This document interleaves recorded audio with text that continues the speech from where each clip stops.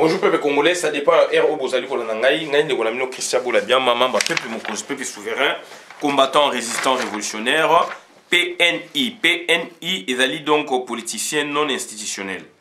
Bandeko Nangaï, toye awa pona ko parler makambu ya mboka, parce que mboka na biso ezali occupé, et que bandeko oyo, biso to benge bango bandeko, ce sont des diables, ba yende pona ko détruire mboka ya ngai na yo. Ba yende pona ko détruire mboka ya ngai na yo parce que ba zali wana ba moni biso baza ko benga biso ba ivrogne. Baza ko benga biso ba ivrogne et ba créer tout un système depuis Mobutu ba benga na ye ba créer tout un système bo moni yango boza ko vivre yango pona ko déstabiliser Congo, ba déstabiliser on ba tie ma Congo à genoux.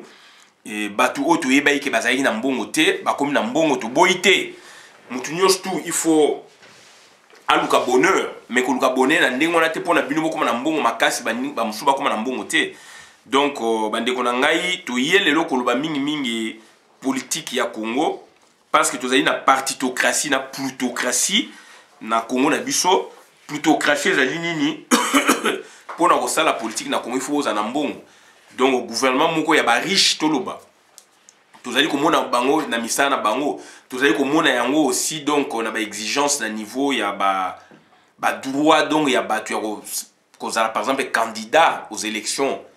Hein, donc na Congo candidat à l'élection présidentielle, élection à député national, provincial, il faut qu'on foute en bongo. Alors que Kalavoma ils allaient bongo te. Et dans beaucoup bazali ko se respecter donc bambongo bongo ezalakate. Donc plutocratie, gouvernement par les plus fortunés. Du grec plutos engelo ba dieu de la richesse et kratos pouvoir. Cela consiste en un système de gouvernement où la richesse constitue la base principale du pouvoir politique. Donc surtout bito journée ba parti politique au to bengi ya plutocratie. To repé cet exemple neti ensemble ya Moïse Katumbi. Ensemble Moïse Katumbi eza ko laksa ma donc plutocratie na misu makasi. PPRD ya donc Hippolyte Kanambe ezo laksa ma plutocratie na misu makasi. Bandeko nanga c'est très compliqué, parfois aussi c'est très important pour na biso to yeba, pour na bino pe boyeba. Et partitocratie engi koloba nini, système dans lequel un parti politique ou plusieurs exercent un contrôle total ou important sur la vie politique, sociale, etc. Partitocratie, tolobakango toujours PPRD, ezalaki partitocratie, FCC, ezalaki partitocratie, donc les loyo, tozana cash na UDPS. Deux partis wana ekomi dominant, puisque bazui pouvoir na lulingo basengele bazwa. Donc ekomi deux partis dominants au bazali ko niata Congo et ba bengango FCC, drapeau bimaka FCC, UDPS, PPRD. Donc tozana kata partitocratie na plutocratie. Ndeko nanga mboka eza su ya yote. Mboka eza su ya yote parce que tozali na batu oyo bazali ko sala mboka politique leo na Congo batu lokwa Moïse Katumbi asali politique sans idéologie politique. Asali politique sans militantisme politique. Donc bandeko nanga ezali pasi mingi, ezali pasi mingi. Mutu lokwa Moïse Katumbi donc asali donc idéologie, asali politique sans idéologie. Asangisi plus de Asangisi plus de 40 partis politiques. Naeloko babengaki ensemble, mais yé mo kaza parti politique te. Bandeko nangai. Azali membre ya PPRD. Oui, cofondateur à PPRD. Mais du moins tant où il y a le bi azali opposant, azali politicien, azala parti politique te. Mais à Sangisi Batu, Batu wana so bozo la nini comme idéologie. Bozo la nini comme militantisme. Batu wana bazali belé ba Franck Diongo bazali wana, ba Jean-Claude Mvouema bazali wana, bazali belé hein. Bazali belé donc bazali belé molongo molai, ba Pierre Lumbi ba Burundais même Rwandais azali wana, yemoko Moïse Katumbi. Donc azali Rwandais Burundais. Donc bandeko nanga ezali passe mingi na Congo.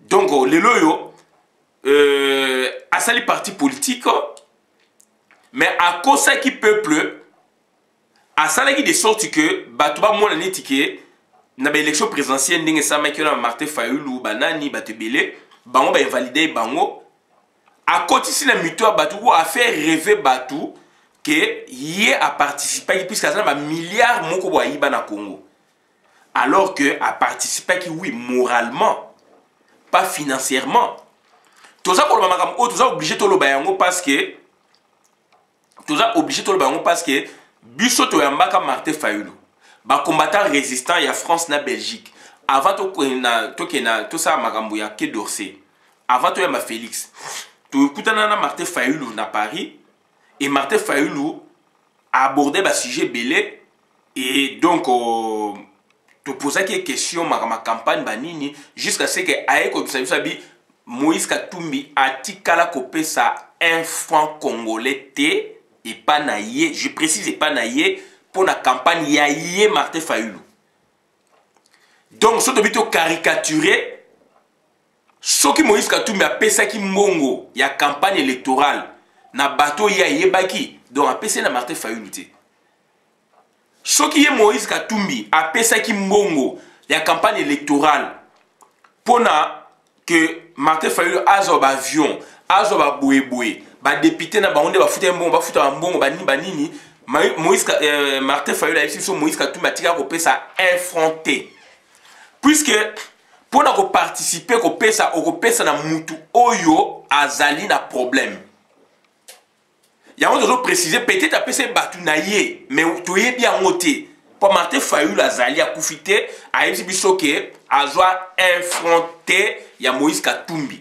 Mais na terrain toujours bango puisque na terrain et bima Moïse Katumbi le milliardaire congolais heure ya occupation époque ya occupation puisque na époque ya Mobutu to monaka Moïse Katumbi té to yebaki yete na niveau national na niveau international azali ko sa musala sengeli oui mais to yebaye boye ngana yebaki yete yango toujours ko loba yango puisque à faire rentrer dans mito Batouké, c'est lui qui s'occupait de la campagne de Moïse Katumbi financièrement. Il y a Martin Fayulu financièrement, il y a tout Martin Fayulu à travers la République. Il y a avion, il y a boé colia, il y a boé. Donc Moïse Katumbi a tikali kopé ça, elle lui coûte. Est-ce que Azali est obligé à payer ça? Non. Azali peut obligé à payer ça, mais à quoi il paye ça dans Bolimo Oyaye, puisque là, Azali collaborateur, c'est un ami, il pouvait participer s'il voulait. Mais à Tikala Kosala Yangote. Yango le Sengeli Toloba, puisque Tolo qui est dans la phase décisive, et Sengeli Toloba Yango pour le peuple Eyoka. Pour le peuple E comprendre que Babylone comme sous Toyoka qui par-ci par-là. Les politiciens peuvent écouter en aparté, par-ci par-là, et surtout les concernés Martin Fayulu. Mais on n'a pas compris, Pierre Lumbi, moi, position en pleine campagne, Martin Fayulu, Pierre Lumbi, à Salanini, sur les maps populaires. Parce que Ayokaki, Kake 1, Kake 2, a procédé Belingue Koya, il y a belé sur les maps populaires. À cela, on peut nani, na compte nani, tout éviter. Léo Pierre Lumbi Azali puis Alandi Félix Tshisekedi. Et puis Lélo Azali na Moïse Katumbi. Pierre Lumbi Azali na Azali bateau ba bomi ba congolais. Pierre Lumbi Azali na Bazali bateau oyo ba seli na Kabila. Do bandi ko nangai tozali ko senga na bateau. Il faut donc toza la soudé. Puisque toza okende na makambu ya mboka na suka na ngo mboka ezo kende ko za libérer muke.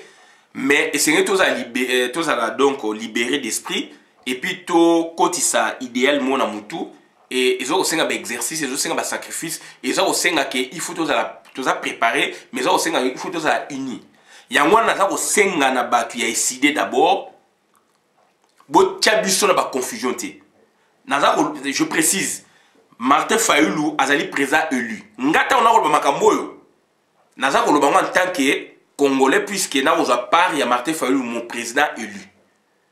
Nazo ojangote mutaïsidete puisque naza pe mutaïsidete. Mais j'apprécie le monsieur par rapport à l'idéal OIE a affiché OIE a affiché déjà depuis 2015. et nga na sala vidéo il y a soutenir Martin Fayulu en 2015 mingi ba kota ke sidete mais nga na sala vidéo na za pe membre sidete Coucou d'appel à Martin Fayulu pour faire affaire na kuta na été mais je le défends sérieusement.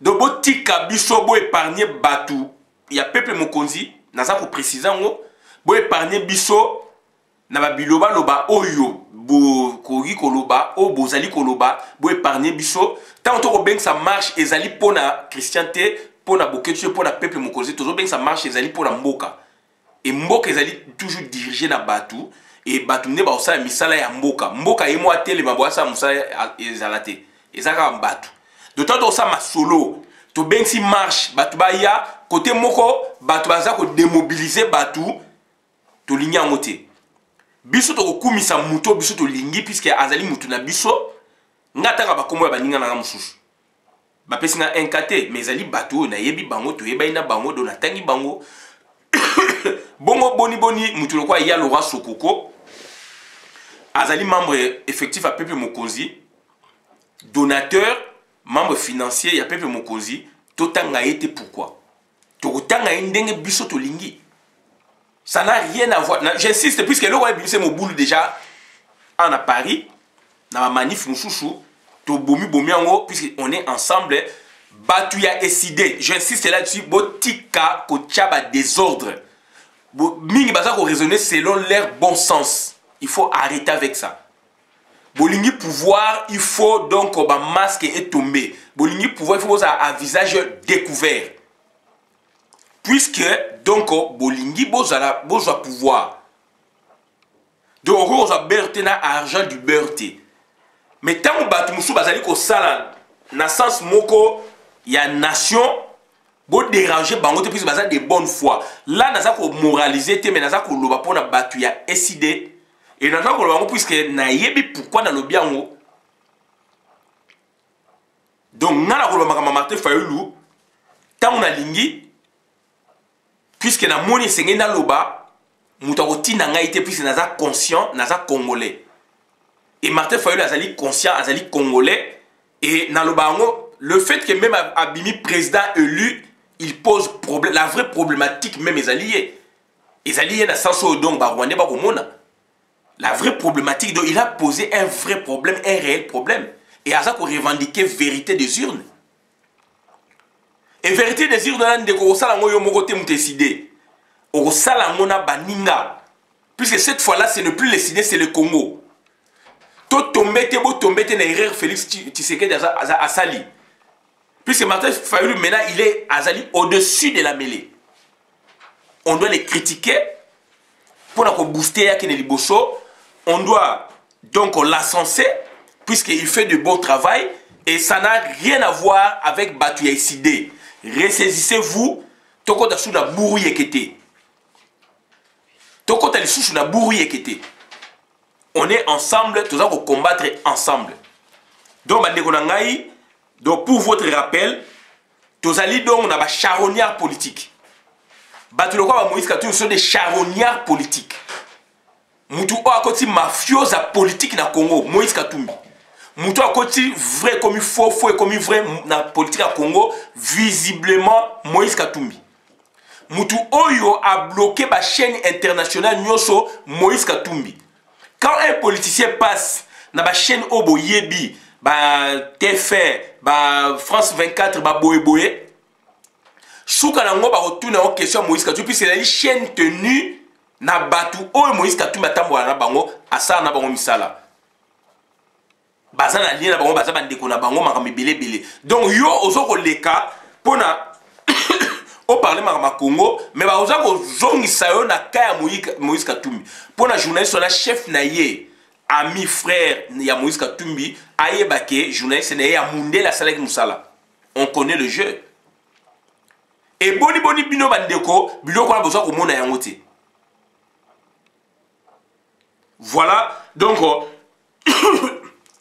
babimise bino Moïse Katumbi comme opposant, il n'est pas, il n'est pas opposant. Il n'est pas opposant. C'est un opportuniste qui va créer situation oyo. bango mutu ba créer situation oyo et Moïse Katumbi azali cité dans le rapport mapping bazala 67 na Congo et sengeli état de droit et côté pour bato ba kanga bango il faut ba répondre à ba acte na bango et tant ba ko kanga bango ba samsa bango yonde ko zo côté la Moïse Katumbi oza ko côté la donc bato wana donc ba charognard politique wana ndeko na ngai donc okozala donc bouche bée basali makambo oyo ezali ko dépasser entendement ya bato ba compréhension ya bato basala ngo pour bakoma na mambongo basala ngo pour bakoma bato mais bandeko na ngai donc tozali koloba yango Moïse Katumbi bazaba criminel économique criminel de sang azaka yemo te bazali belé Olivier Kamita bazana kati ba Roubero bazana kati donc na kata liste ça c'est cristallisé dans le temps et dans l'espace ça m'a comme ça mais déjà kala ba msuba continuer on lelo de Roubero analyste azalaka Vital Kamerhe azalaka Hippolyte Kadambe azalaka Paul Kagame azalaka et na Congo ba congolais baza ebelé batona sont des charognards politiques bato ba koti désordre na politique à Congo vrai comme il faut faux comme il vrai et yozo sepela l'habitude à la force d'habituer même à l'inhabituel et là comme abe tellement monyango au voit nango ti au comme monango malam au comme monango meilleur alors c'est du faux donc bandeko na ngai c'est très important on te parler de la partitocratie na plutocratie tout comme la partitocratie, la plutocratie, et puis et bimissi aussi de parti unique de fait. FCC, parti unique de fait. Donc, il faut au bimanakat ya pokewana comprendre que non, tous alliés, système aux alliés que les Caléons na Congo ils a bisoté. Et Moïse Katumbi a sali campagne. La personne, elle a été invalidée, mais à sali campagne après que l'élection salami et ça m'a moqué cynisme politique. Bemba sali campagne après que l'élection salami cynisme politique. Bango tu batu ya la muka. Est-ce que batu ba lingaki donc hier Martin Fayulu le président élu azana libonga nae na yebisa kibino que Moïse Katumbi combat donc il a combattu. Donc, au président élu, il combat le président élu. On a janvier, février. On a fait donc les analyses, on a compris. Et donc, il y a moins de 3 mois, Farah Boye, Martin Fayulu. Donc, c'est-à-dire, si on a dit que tu sois Martin Fayulu, tu sois Martin Fayulu, en bloc, en groupe. Tu sois Martin Fayulu. Mais donc, c'est-à-dire, nous avons décidé, voilà, c'est ce que j'allais dire. Na zongeli na bila sola na Martin Fayulu na occasion pesa biso donc mais donc première fois na monaye to sola nae mais na za mutu décidé donc c'était ça et on a le na ba ki na sola na été lokuta na sola nae en groupe na baninga et te poser ma question et puis aloba ke loko wana donc Moïse Katumbi a contribué na infronter na campagne nae. Mais tout le monde qui donc balance qui go il y a campagne électorale moralement il y a Jean-Pierre Bemba. N'habitez que Jean-Pierre Bemba a passé un bon côté, ça c'est pas mon problème. Il n'a pas été cité là-bas mais on parle de Moïse Katumbi. Mais tout le monde Jean-Pierre Bemba Moïse Katumbi tant ba invalider bango ba appuyer Martin Fayulu il y a on ba moralement. Donc pour Martin Fayulu Moïse Katumbi donc Moïse Katumbi a tikala ko pesa mbongo ti. Omoni. Donc ça dit tout le monde dit loko wana. Mais toute la démarche ni batouana basali après que bakomi kozonga na mboka bakomi kosala ba safari. Moïse Katumbi a okende kopesa ba don ba par-ci par là alors que il faut abongisa ne mboka. Bazali ba gouverner fa ba bongisa ba vanisa mibeko ya mboka etambola na mibeko comme à droit. Puis so ba peso prime lobe elongwaka. Donc on va pesa ba don wana pour faire quoi? Yende mon centre yende azana mbongo ebele mais non, c'est pas ça. Mboke baby azana kata gouvernance donc esengela ki donc ça dit ba batu o esengela ki donc ba sala makambo esengeli pona mboke etambola. Donc idéologie donc ezanini une idéologie est un système prédéfini d'idées appelé aussi catégorie à partir desquelles la réalité est analysée par opposition à une connaissance intuitive de la réalité sensible perçue. Ça existe dans les domaines politiques, économiques, sociaux, religieux, donc culturels. Donc, économie, et comme économie, na idéologie, donc, tant que ça tout y pas, comme économie et idéologie, il y a tout y pas, ouais. Il y a un qui caméra, donc, c'est-à-dire, méthode, il y a économie, c'est, il faut aux annonces, puisque la alerte socialité. Et caméra, ce qu'il fait là, donc, il ne voit pas l'alerte sociale. Chaque sociologue économique ou économiste, il allait voir, puisque la méthode des années. Voilà. Donc, une idéologie est souvent la dimension culturelle d'une institution sociale ou d'un système de pouvoir. Une idéologie est typiquement imposée d'autorité par un endoctrinement, donc un enseignement ou de façon imperceptible dans la vie courante. Endoctrinement, donc c'est un enseignement dont il y a une ligne à suivre. Donc, au système politique cynique, donc, vrai comme il faut, faux comme il faut, alors qu'il faut bon, ça n'aime pas. La maternité, oui, mais est-ce que c'est ça l'idéal na Congo? L'idéal na Congo, il faut qu'il y ait un état de droit. Une idéologie dominante est diffuse et omniprésente, mais également invisible pour celui ou celle qui la partage. Donc, invisible, c'est-à-dire caméra, tu ne le vois, tu ne le sens pas. Le bataille IDPS, bah, on a une caméra comme danger, mais nous, on l'a vu, on l'a senti. Mais bino, on a été. Puisque Nini, vous allez aveugle politique. Vous avez frappé la cécité politique. Donc, c'est-à-dire, une idéologie, un système prédéfini d'idées appelées aussi catégories à partir desquelles la réalité est analysée par opposition à une connaissance intuitive de la réalité sensible perçue. Opposition, donc aucune opposition en parle. Aucune opposition n'en parle. Mais Moïse Katumbi fait des meetings, mini safari, post-électoral, sinénini, donc c'est la gaieté. Des dons pour connaissance, pour convaincre à 4 ans des élections à venir. Est-ce que ça va normal? Dans un pays, ça va pour convaincre alors 4 élections dans 4 ans à venir. Bazo pousser déjà 2023 alors problème est ça siko bande konangai. Est-ce que ça va normal? Mais batouana comme ne président de parti politique. Franck Dion a été partenaire, aucun a été partenaire de Moïse Katumbi dépourvu d'idéologie. Mais Bangola Balandier. Militantisme, c'est quoi? Attitude de celles qui militent activement au sein d'une organisation, un parti. Forme d'engagement collectif à une cause de nature morale, religieuse, sociale, politique, associative ou syndicale, souvent en vue de protester contre ce qui est perçu comme une injustice. Exemple, Moïse Katumbi qui n'a pas évoqué des problèmes politiques, religieux, sociaux, etc. en termes de révoltes, de désidérata, donc des revendications, mais s'emploie à faire des dons. Donc, le problème est que tout le monde a vu ma position à revendiquer injustice sociale, à revendiquer en termes de désidérata. Mais il y a qui distrait Batou, mais il s'est dit opposant. Et dans l'entretemps, la campagne de Martin Fayulu a été obligé de taper sa main. Tout ça pour informer, il n'a pas donné un rond. Ce qu'il a ça qui donne à Batou Moussoussou. Martin Fayulu a été sur la campagne de Babola. Tant que comme Kokende, il n'avait pas beaucoup de sous. Il y a Babola. Tant que a se lancé, Badon comme Koya, Badon a monnaie à Moïse Katumbi.